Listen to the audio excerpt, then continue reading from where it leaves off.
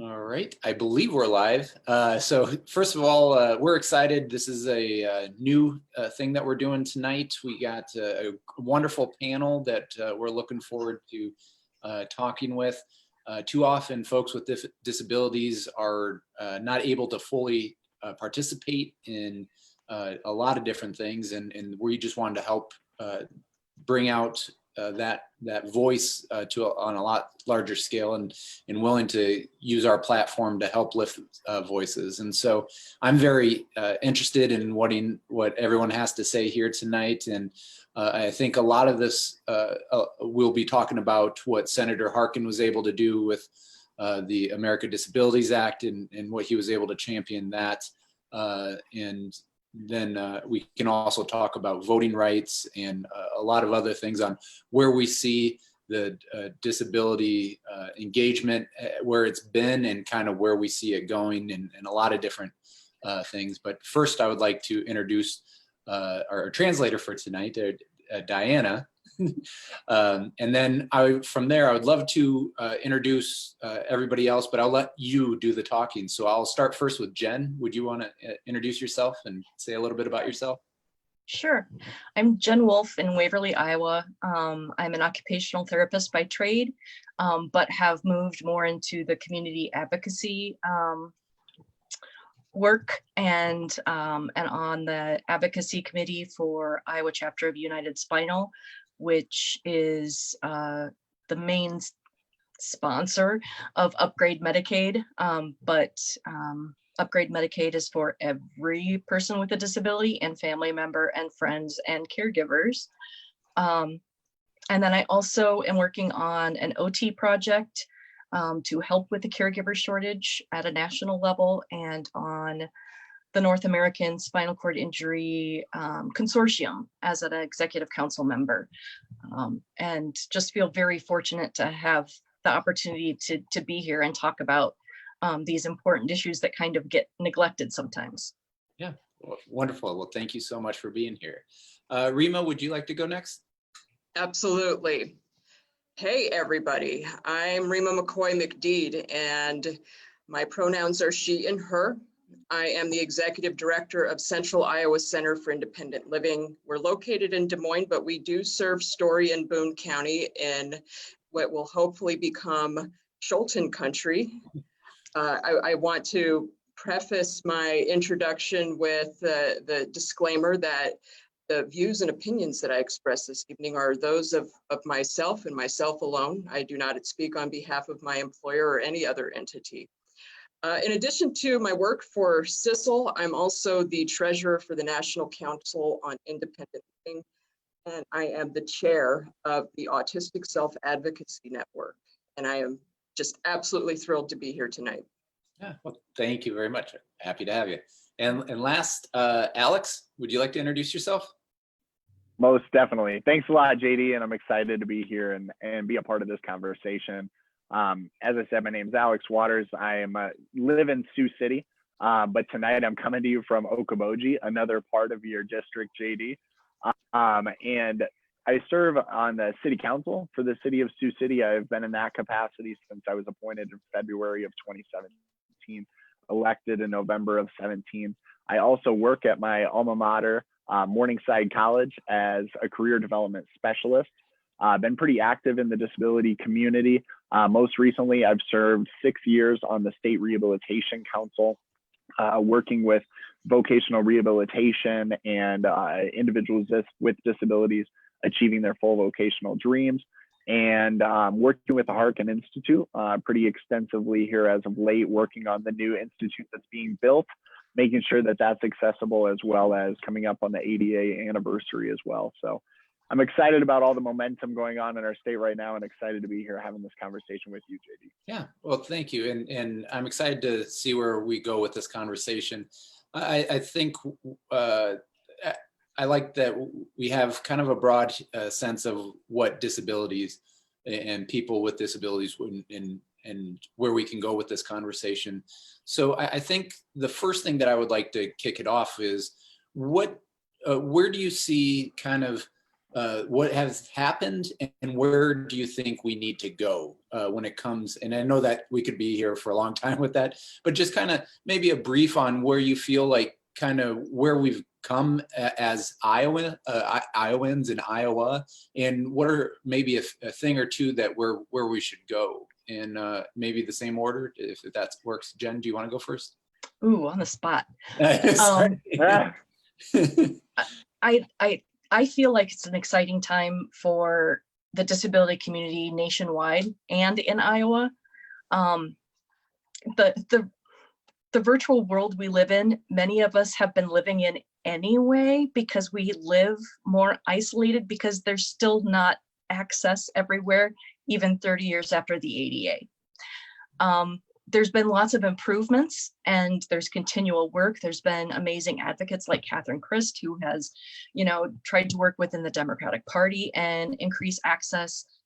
There's been lots of good work being done, but we almost need systemic change in the way we view people with disabilities, and stop looking at them as less and start looking at the strengths that they bring to the table, the adaptability, the planning that we have to do according to do things. That's a real strength in this world that's really changing very quickly. Yeah, that's great. Rima? So 4 years ago, I spent a lot of time running after candidates for office and asking for a moment of their time to talk about the importance of engaging disabled Iowans in the political process, because it would obviously yield positive results on election day. And that message didn't really feel concrete, I think, even as recently as 2016.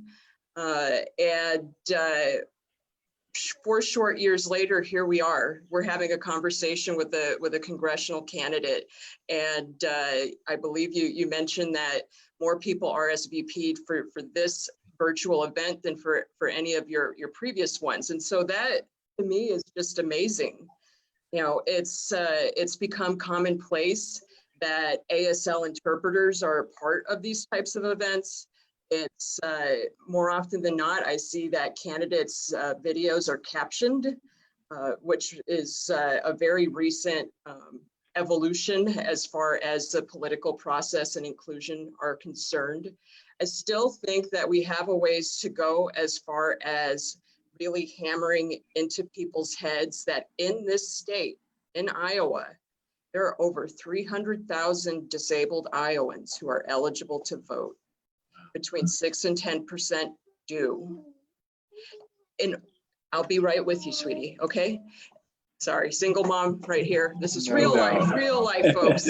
But between 6 and 10% of 300,000 plus Iowans are actively voting. We've got an entire population of people that is not showing up to the polls for a variety of reasons. Those reasons must be addressed if we really truly want to see some paradigm shifts as far as state and federal political process in Iowa are concerned. And so I appreciate that you in particular reached out and were very open to creating this space tonight. We need to see more of this. This isn't just feel good stuff like, oh, we're helping the disabled people to participate. We're not here to be helped, folks. We're here to help wins happen on election day in November. In fact, with the political composition of this state, there aren't going to be big wins, politically speaking, above the level of dog catcher in the state, unless candidates really actively engage the largest marginalized population in this state. And this is true nationwide as well. We need to see disabled people taken seriously as far as the political process is concerned. And one thing when we were thinking about creating this event, I think what hit me was, our message tries to be inclusive to as much as we can. Every day we talk about, it doesn't matter if you're white, black, or brown, doesn't matter if you're a Democrat, independent, or Republican, we're going to try out and earn your vote. And what I felt was all abilities are welcome here as well. And just we need to, I guess, bring that more to the table. And I'm very appreciative of that. Alex, do you want to?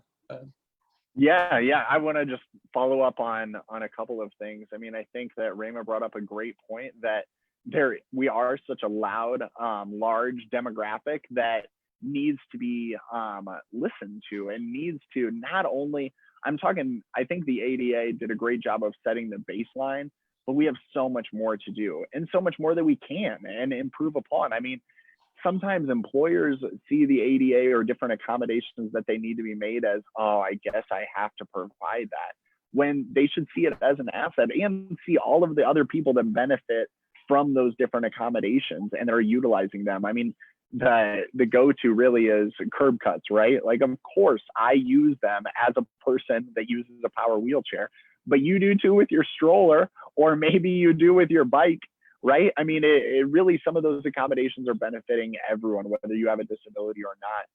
And we need to engage them and really make sure that individuals with disabilities are part of the conversation. We're now being hired and finding jobs and getting into the workforce. But as Senator Harkin has said numerous times, we need to do more. More people need to be in places, not only in different employment sectors, but also rising up through the ranks and getting promotions and working through that. And I think that right now we're putting a glass ceiling on a lot of different people and not allowing them to achieve their full potential, which is sad. I think about the caregiving shortages and things like that. Here in Northwest Iowa, at my parents' house, there's not an agency that will provide care past 5 p.m. Wow. So you have to figure out what you're going to be able to do to get in bed at the end of the day. And so some of those things, I mean, the ADA has done a great job of opening the door, but now we just need to bring some of those other issues to light. Okay, and then I want to get to that point, back to that point, but before we do, I think this would be a good time to talk about absentee ballots and what does that mean to the disability community by sending them out for this this fall. Does anybody want to respond to that or have an opinion on that? We can go in any direction. I don't always want to just go down the line, but Rima, Yeah, you Oh, want you're to take good. this one? maybe we should just go down. No. Right. So absentee balloting is an amazing tool. We saw this during the primary last month. We had just unprecedented levels of voter turnout, thanks to the fact that absentee ballot requests were automatically sent out throughout the state. And so here's where I go into spouting off views and opinions that don't represent my employer. It's that caveat.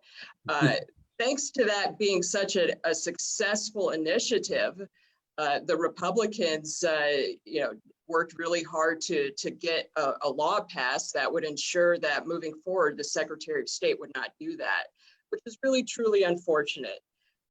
To very intentionally create a barrier to participating in the political process during a pandemic of all times. And so this is something that not only impacts disabled voters, it impacts everybody who's wanting to prioritize their health and safety and also participate in the political process. And so I appreciate that county auditors throughout the state are using this as an opportunity to, as far as their areas, get absentee ballot request forms automatically sent out to individuals. And I hope that this incident of the absentee balloting being such a successful component of the primary this year, coupled with Republicans working so hard to ensure that that's not something that happens in the future, really sends a message to people. If your vote doesn't count, then why did that happen? If your vote doesn't count, why are Republicans working so hard to ensure that it's as difficult as possible for you to participate in the political process? So let's do what we can to make sure that our voices are heard this November. And buck the system, so to speak, so that moving forward, we can get people elected that will not put up artificial barriers for participation in the political process. Yeah, yeah. One thing that I think my team's going to be doing is in the comment section, we'll be putting hyperlinks on where we can print out request forms and everything like that. So I know in Iowa's 4th district, only 3 of the 39 county auditors have said they're going to send out absentee ballot request forms. So I think one thing that I think, especially here in Iowa, that we need to address is Medicaid. And I think let's first talk with Alex, because you were talking about it a little bit before we talked about absentee ballots. But do you want to talk a little bit, Alex, about your experience with Medicaid? And then Jen, we will talk a little bit about how we feel this is state, national, or both, federal, I guess not national. And then we'll go there, but we'll start with Alex. Yeah, no, I've been trying to work with the system with privatized Medicaid and been frustrated on numerous fronts for really a couple different reasons. The first of which occurred in April of 2019, where I received a notice that I had actually exceeded the income threshold to be eligible for MEPD, Medicaid for the employed. And they gave me 1 week to be able to figure out what I was going to do for care moving forward, because the only thing Medicaid was really providing me was my care to get up and out of bed in the morning and to go to bed at night. And they said that I was above the income threshold. And so I contacted my provider and they informed me it was going to be around $9,000 a month to be able to provide that same level of care. And let me tell you, this income threshold, $9,000 a month to be able to do that. And so it's one of those things where the state is able to negotiate that rate down. It does not cost them that much. And so what I ended up having to do is I tried reaching out to actually the delegation in Washington and worked with them a little bit, but they all just agreed the system was antiquated and hasn't been updated. Those income levels haven't been adjusted in decades. And then I was able to meet with individuals from the governor's group, their healthcare policy advisors, as well as other directors, and just talk to them about the need to increase those limits, whether you would use the approach like Colorado did, a stair-step tiered approach where you have an increased participation fee and you allow individuals to achieve and accept promotions or take raises, because then they're paying more into the system. And so it just makes financial sense. Really, it's something that Democrats and Republicans should get behind. So I had to willingly cut my pay in order to remain eligible and stay on Medicaid, just so I can still get up in the morning and go to work and go to bed at night. And the other just quick anecdotal example that I would give you where Medicaid is going wrong with this is really the reimbursements to businesses. Wheelchair Dynamics is a company that I've used ever since I had my accident. They've helped me get wheelchair parts fitted, all of these different things. And the owner of that, they're one of the largest distributors in Northwest Iowa, throughout your district, man. And they actually decided to go solely private pay because they weren't getting money. They weren't getting paid. And so I was just talking to John the other day, and he was saying this is the first and second year now when he's done private pay where he's finally in the black, because he was sick of floating the bill and not getting paid or reimbursed for these things. So we're pushing people out and not allowing them to achieve their true potential, and we're pushing businesses out. It's truly unfortunate. Is that the one on Gordon Drive? You bet. They're out of Sheldon, but yeah, they have a Sioux City location. Okay, I'm just curious. And then, yeah, Jen, what are your thoughts on? I mean, here in Iowa, we privatized Medicaid, and would you want to talk a little bit about your point of view on Medicaid and a little bit about that? Sure. This amazing group of people with disabilities has come together and shared their stories through Upgrade Medicaid, which is, we've got a website and a Facebook page, and their stories are just almost unbelievable. We have a gentleman that's living at the University of Iowa Hospital since October, when all he needs is 6 hours of assistance to get out of bed and to get dressed and to go to the bathroom and to shower. The gentleman has 2 PhDs, but happens to mouth type And so communication is difficult and people belittle him and don't believe that he's capable. He's extremely intelligent. Tucker Cassidy, has the same issues. He fights on a weekly basis, if not daily basis, with having to call his mom from Cedar Point to come help get him out of bed. And she works, so it's taking away from her livelihood and putting additional stress. Our caregivers are averaging a pay $13 an hour, and that's on the high end in Iowa.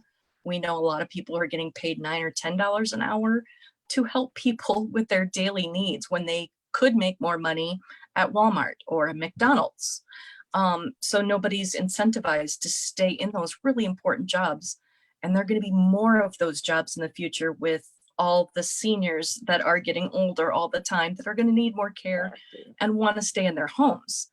And so we've got a crisis in Iowa, and COVID just exemplified the cracks. And what did seem to be more of a state issue of Medicaid, it's now become a federal issue because we need increased funds. Yeah, and I think for folks who may not know what, like, again, Iowa privatized, we expanded it, but we privatized it. And in doing so, it's actually cost taxpayers millions of dollars. It's led to cuts in services and in health benefits, and a lot of healthcare consolidation, especially in rural parts as well. So it really has not benefited the state or the people at all, as you can see. I guess,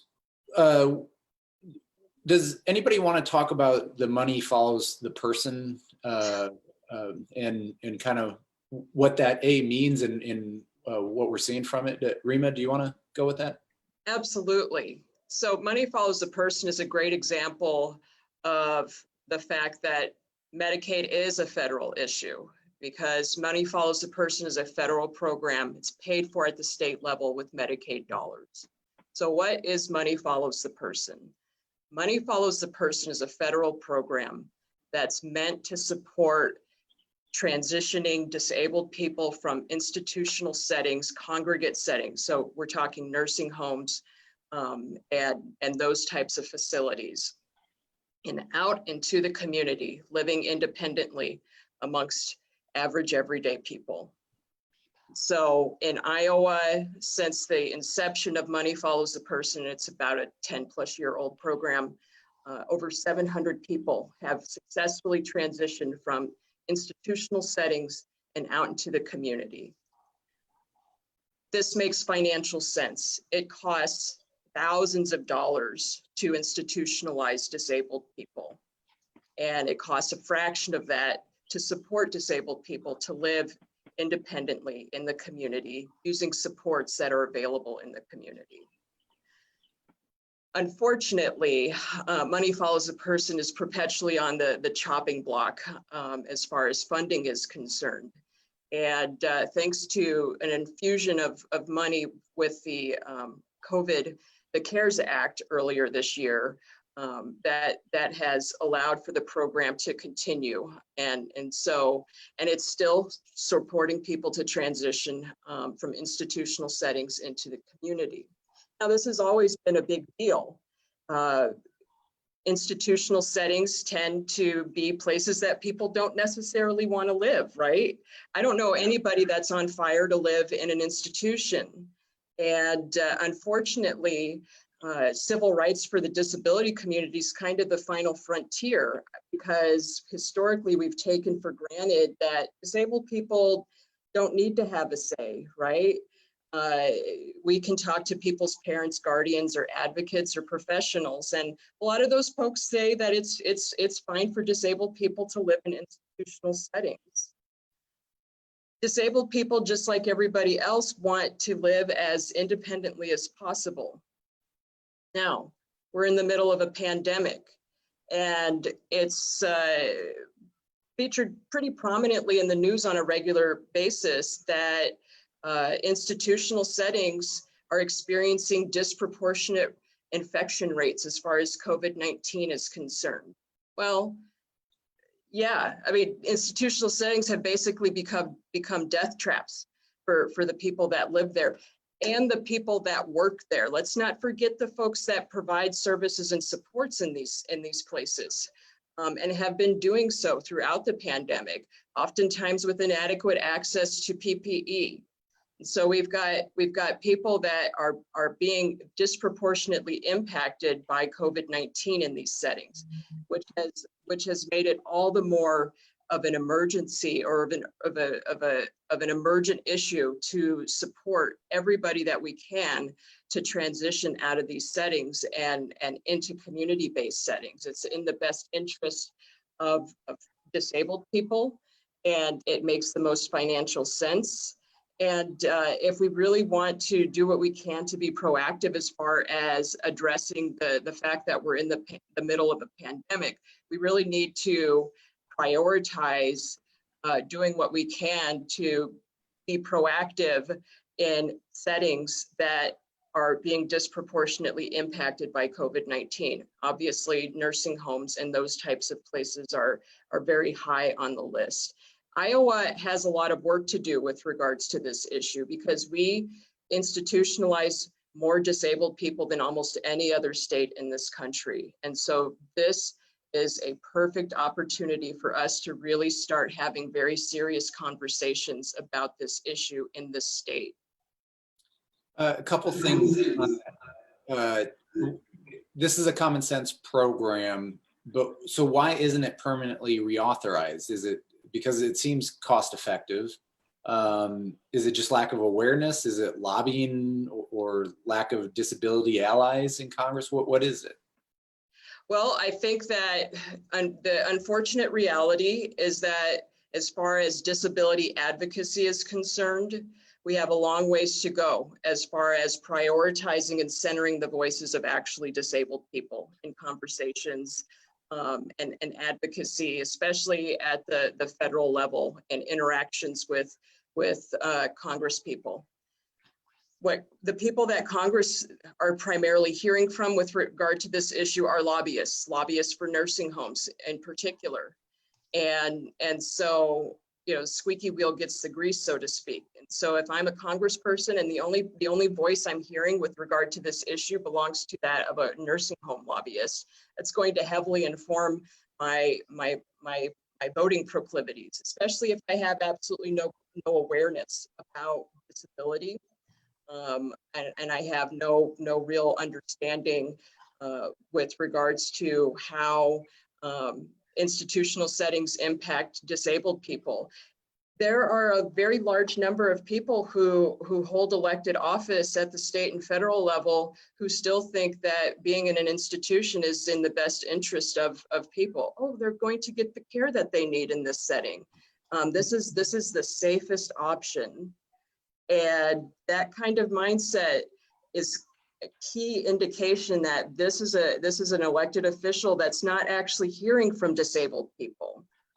And so here we are at the 30th anniversary of the Americans with Disabilities Act. You know, this is a milestone year.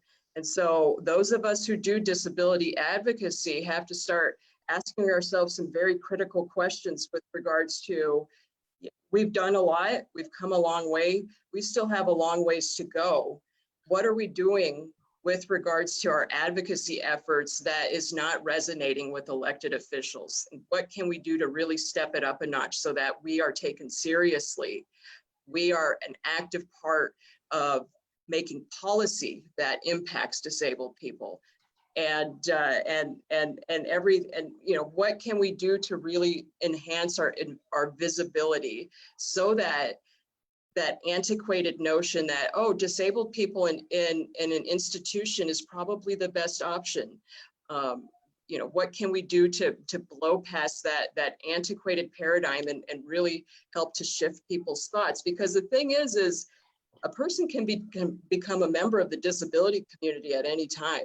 You know, there's, you know, one life-changing occurrence can permanently impact a person's life.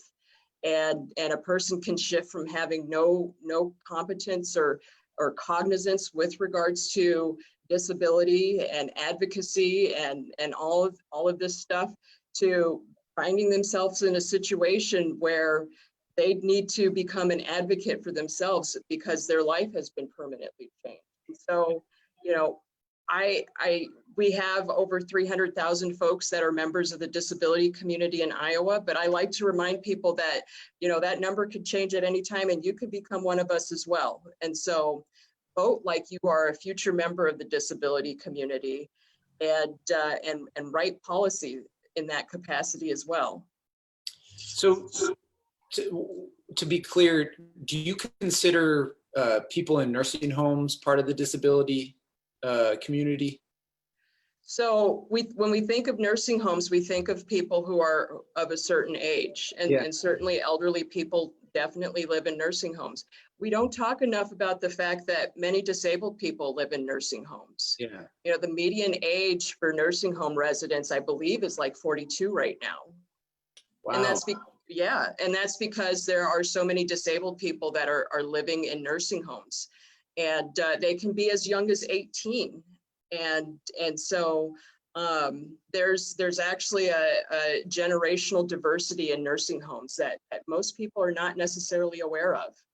Yeah, and one last thing, you mentioned that Iowa is one of the leaders in the nation in institutionalizing. Why is that? I think it's, you know, the disability advocacy in Iowa has a long ways to go.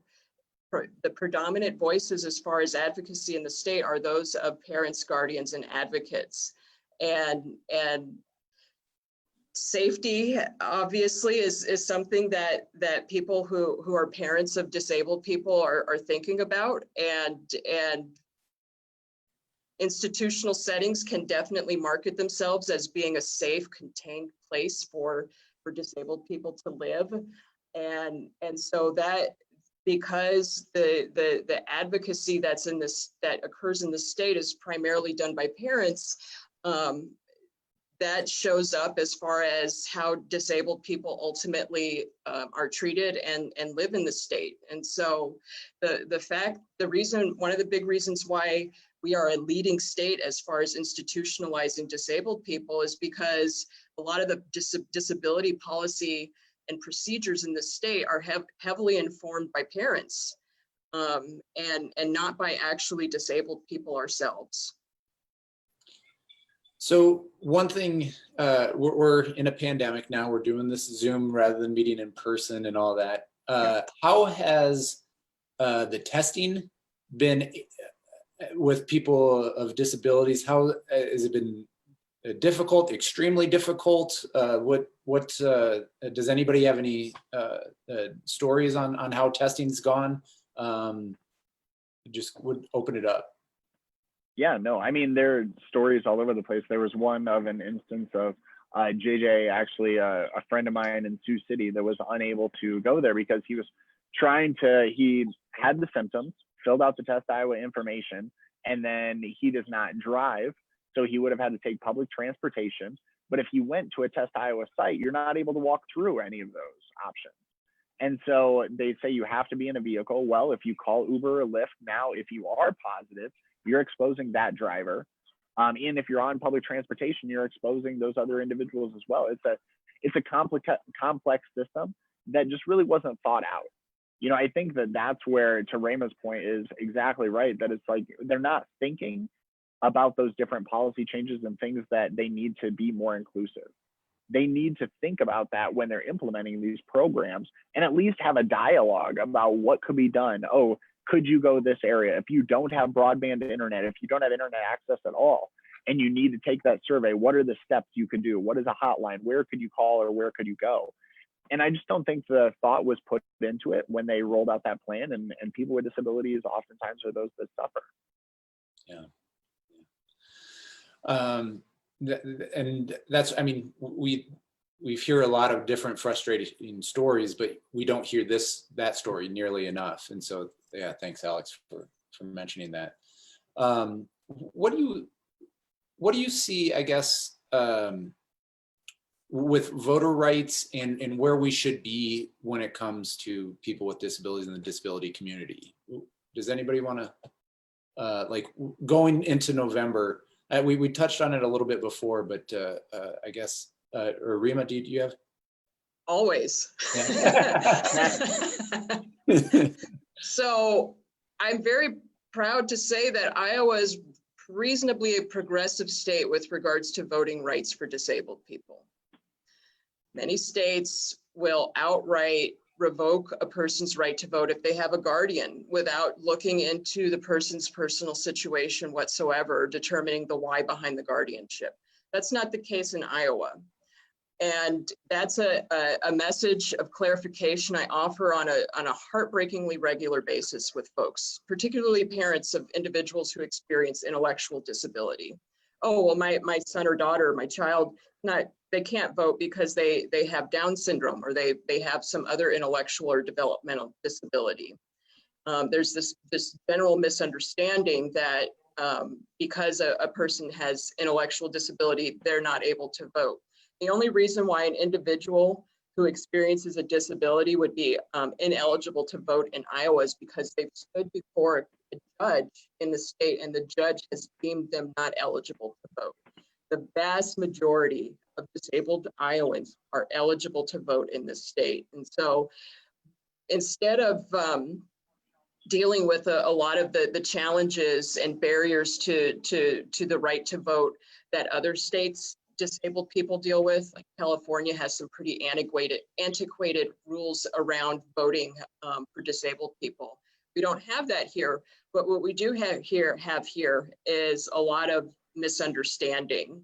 And so at CISL, we spend a fair amount of time just clarifying for folks and rectifying misunderstandings with regards to what a disabled person's right to vote looks like in the state of Iowa. By and large, it looks just like a non-disabled person's right to vote. And so with that, with the somewhat progressive rules around voting for disabled people in Iowa, we also still at present have a fair amount of latitude with regards to how to vote. A lot of people don't realize you don't have to get out of your car at all when you go to your polling place. You can sit in your car and you can vote curbside. And I have personally supported people to do so myself. That's something that a lot of people don't know about. And so I really hope that everybody that's on the call tonight is hearing that and goes out and tells as many people as possible. Fortunately, some county auditors have put out sandwich boards at polling places that indicate, hey, if you want to vote from your car, just call this number from your car, and that's great. But the flexible voting options that we have in this state are fantastic. We really need to do more marketing of those, not only to just disabled people, but to all Iowans. Again, in the interest of supporting as many people to vote this November as possible. And so no matter what county you're in, even if you're in a county that's not going to be automatically mailing out absentee ballot request forms, just know if you want to vote safely on election day at your polling place, you can vote from your car. It's a very simple process, and it's something that I wish more people would take advantage of. Especially thinking of weather in Iowa come November. It's definitely a great option. Right. Yeah, and I think, can I Yep. chime in real quick? Rima brings up a really good point, is there's not a good one source, a one-stop shop for disability rights. Disability rights, Iowa has a great website, but not everybody knows about it. There's pockets of really good things going on, but it's just nobody is sharing those resources. Yeah. And so that's part of what Upgrade Medicaid is underlying, is to encourage people. And I think it's really hard in Iowa to self-identify as disabled. There's still just a lot of stigma with that label, when technically 1 in 4, 1 in 5 Iowans has a disability, and the World Health Organization says people with diabetes, COPD, heart disease, that technically anybody who's aging and has a mobility issue or is hard of hearing or, all these other things, technically has a disability. And we're finding there's power in identifying with not necessarily independently, but when you become part of the community, there's a lot of power in that. And there's some great work being done by individuals with disabilities. Like today, there was an announcement of the Global Alliance for Disaster Resource Acceleration. It's the World Institute on Disability, the Partnership for Inclusive Disaster Strategy, and Inclusiva, all people with disability driven. So, not that we definitely need federal assistance to do that, but there's great work being done in spite of it at the same time. And if I could also say, this is a fantastic opportunity for the Democratic Party at the state and national level to really see, hey, if we invest time and energy into doing some of the things that local organizations are striving to do, but don't have the bandwidth of a political party, as far as educating the community with regards to the different ways to vote and the accessibility options and all of that, that's going to yield positive results on election day. And I mean, maybe I'm just completely out of touch. I don't know. But I thought that the point of running for office or running a political party was to like win and stuff. And so this is how you win. This is how you win.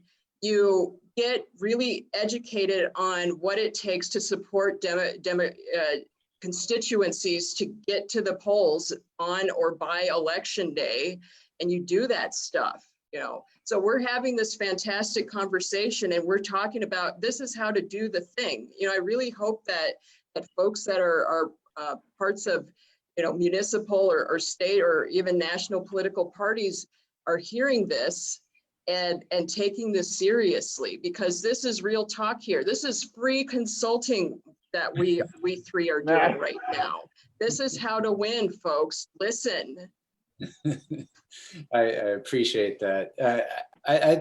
One of the things that it's been in my head since Alex mentioned it was the fiscal cliff on a lot of services. And I did some work between last cycle and launching the campaign this cycle with the earned income tax credit. And what we saw working with a lot of different agencies, and it's in a lot of different things. It's if you make a little bit more, you lose a lot, and it just doesn't incentivize. And so I assume that's something that's pretty consistent in the disability world and disability community.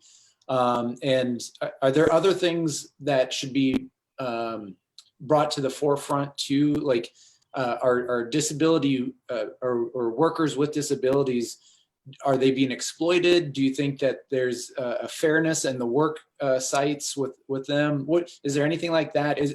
What are other, I guess I'm trying to say, what are other things that need to be brought to the forefront?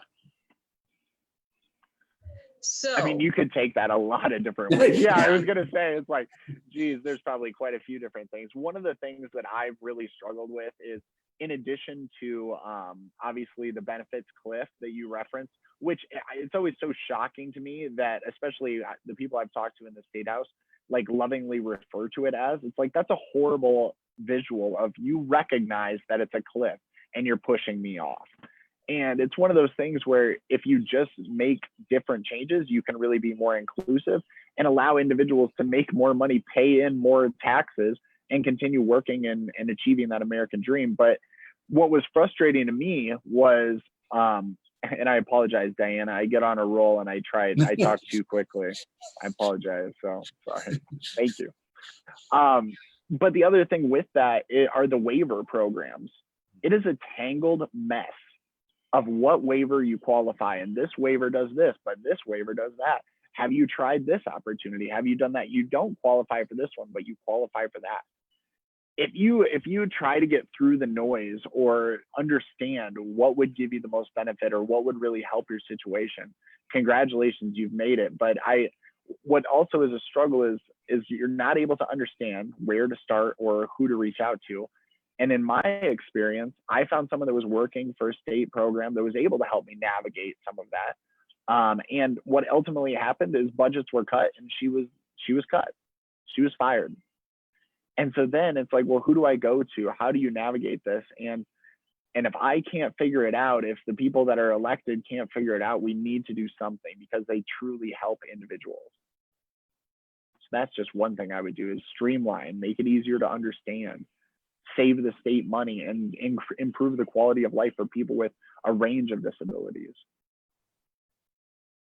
Yeah. And if I could jump in some instances, a disabled person can lose their benefits if they get married. Exactly. You know, that's something that we don't talk about enough. My goodness, what kind of, you know, I mean, if we want to talk about systemic oppression, there it is right there. You know, willfully limiting an adult human being's ability to do the things that all average, well, most, I ain't never getting married again, but most average everyday adults want to do is deplorable. And so we need to revisit the antiquated rules and regulations around services and supports that exist primarily to support disabled people, and we need to modernize them. A lot of the rules and regulations around Medicaid, SSI, SSDI have not been revisited since I was born, which was 40 years ago. And so, you know, we need to bring disability services and supports into the 21st century. That is something, as far as, you know, as we're thinking critically about where do we go from here as a community at the 30th anniversary of the ADA? That's a huge thing we need to do. We need to modernize the system so that the system recognizes 21st century modern day disabled people. So that's one thing. And you know, the with regards to SSI and SSDI, Alex hit on this, but we have created our systems, you know, basically force disabled people to not lead full lives and not work for full paychecks because of these very arbitrary cutoffs as far as earned income and that kind of thing. And then the programs that are meant to kind of alleviate the problems that these cutoffs cause are so confusing that even if you call your Social Security office, they're not aware, or they don't have an understanding as far as the rules and regulations around SSI and SSDI as they pertain to disabled people who are wanting to work and maintain their benefits. And because of that, less than 1% of individuals who have been on SSI or SSDI have successfully and permanently worked themselves off of those benefits. Less than 1%. That is atrocious. That is something that needs to be revisited. I was part of that 1% that did that, but then got sick and had to go back on benefits. Yeah. But at the time when I had to deal with all that, they said, well, we have you as working since 2005, so we had you not disabled anymore. You know, and they're defining disability as your ability to work, and that is so antiquated. Most people with disabilities want to participate, they want to volunteer, they want to work, but with the current structure is you work too much or get too much pay, and you're not supported, and so you can't do it. And what society and government is saying, you need to work to have value. Yeah. Well, I would love to continue and talk about this, but I think we should start wrapping up here. Does anybody do you, just want to have a last couple words, and then I'll wrap up at the end? Anybody have last thoughts or something that we should look forward to or something? I mean, I'm sure we all could have last thoughts, JD. No, I honestly would just say that I'm hopeful.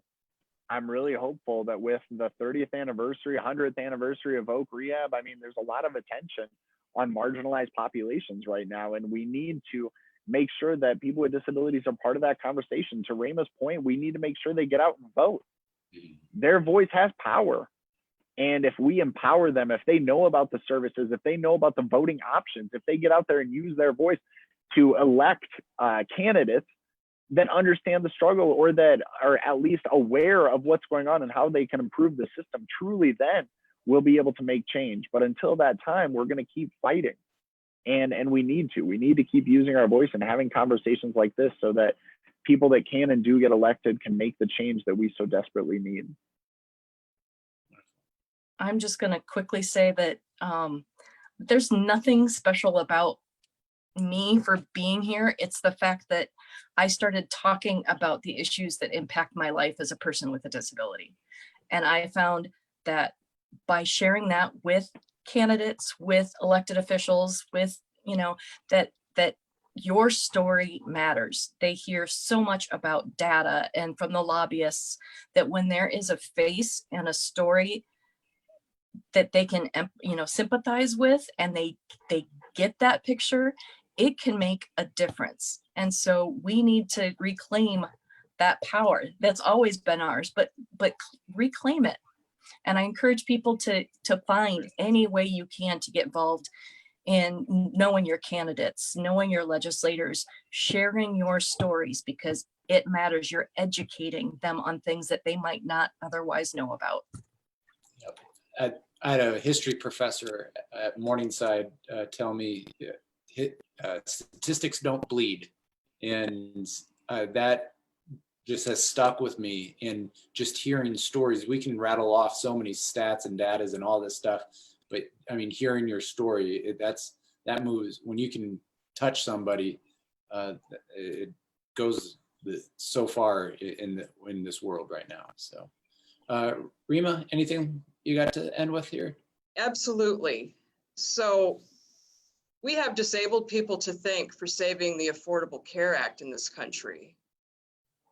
You know, when disabled people are front and center and doing advocacy, the things that we end up doing not only positively benefit our community, they benefit everybody. And so just think back a few years ago, disabled people, the images are very evocative. They're sealed in my brain right now still.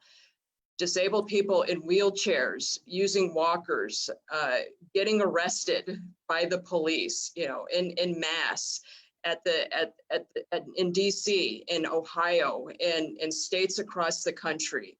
That action saved the Affordable Care Act for everybody. If that had not happened, we would not have the Affordable Care Act. So I say that because I really want to seal in people's heads the importance of the disability vote, the importance of the disabled voice. You know, I appreciate and I acknowledge that there is stigma still to being a disabled person, but I also appreciate and acknowledge the power that happens when disabled people come together and make stuff happen. And you know, in order for stuff to continue to happen, we need to front and center the voices of disabled people. Disabled people are amazing advocates, and it's like night and day for me because I spend a lot of time in DC and disabled people are front and center there. And then I come to Iowa and we're hanging out in our mom's basements, basically. It's time for us to come out of the basements in Iowa and show up to the Capitol, wearing our PPE, mind you, keeping safe, socially distancing, but we are a force to be reckoned with. And it's time that we became aware of that. And it's time for the people that are doing the advocacy in Iowa that are not disabled to pass the mic. And it's time for you know, people talk about seat at the table. I'm very much a set the table on fire and create a new one, but that's just me. But yeah, you know, we need a seat at the table too. And you know, in order for things to happen in the state that are effective and beneficial for everybody, disabled people need to be at the table. There's no reason why a Test Iowa should have rolled out without being informed by somebody that's proficient in disability policy.